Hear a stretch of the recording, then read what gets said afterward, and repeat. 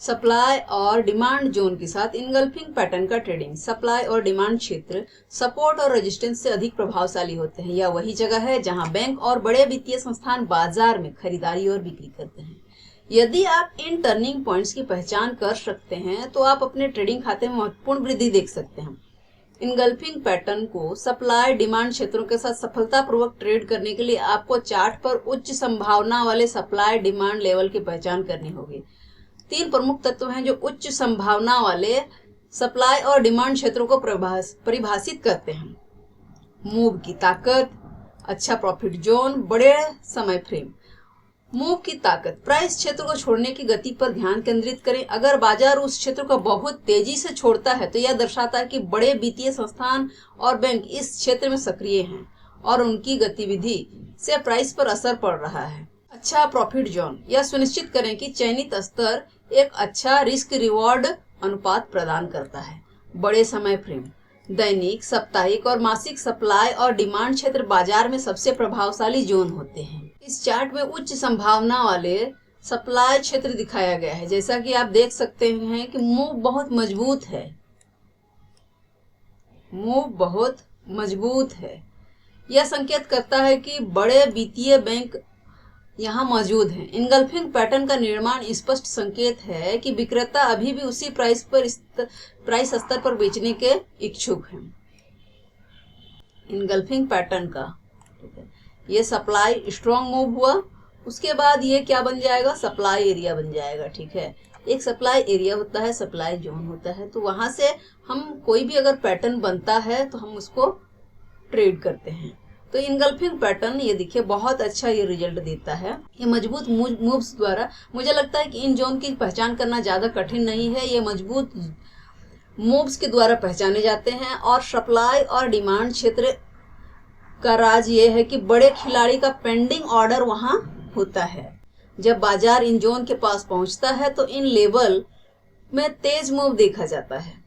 आप सप्लाई और demand areas में प्राइस एक्शन सिग्नल को जोड़ सकते हैं और ट्रेडर के रूप में धन कमाने की संभावनाओं को बढ़ा सकते हैं। मुझे लगता है कि इन जोन का मजबूत मूव से आप आसानी से पहचान कर सकते हैं।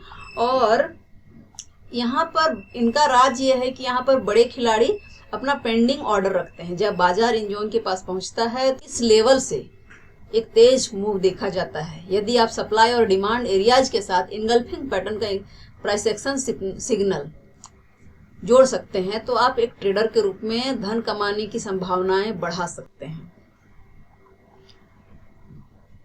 यहाँ पर हम इनगल्फिंग की बात कर रहे हैं। आप अन्य सिग्नल जैसे होते हैं बेयरिश सिग्नल, उनको या बुलिश सिग्नल अप ट्रेंड के लिए, उनको आप जोड़ सकते हैं। देखिए ये एक डाउन ट्रेंड मार्केट था। डाउन ट्रेंड मार्केट में यहाँ पर देखिए ये एक क्या है, तेज मूव है। तेज मूव है तो यहाँ पर प्राइस क्या आई, दोबारा से नहीं आई है, लेकिन यहाँ पर भी एक तेज मूव है।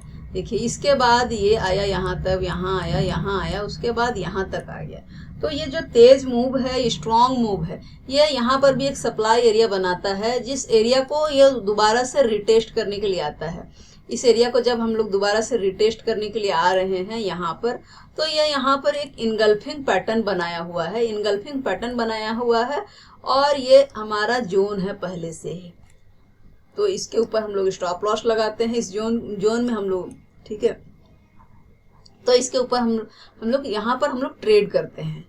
ये हमारा रिस्क रिवॉर्ड भी अच्छा है। यहाँ पर रिस्क रिवॉर्ड ऐसा नहीं कि इनगल्फिंग पैटर्न यहाँ तक बन जाएगा तो हम लोग यहाँ पर ट्रेड करेंगे, क्योंकि उससे रिस्क रिवॉर्ड नहीं बनेगा। रिस्क रिवॉर्ड मैटर करता है कि हमें रिस्क कितना है और रिवॉर्ड कितना है। यहाँ एक छोटा सा इनगल्फिंग पैटर्न बना है, उसके मुकाबले में हमारा रिस्क रिवॉर्ड क्या है, बहुत अच्छा है।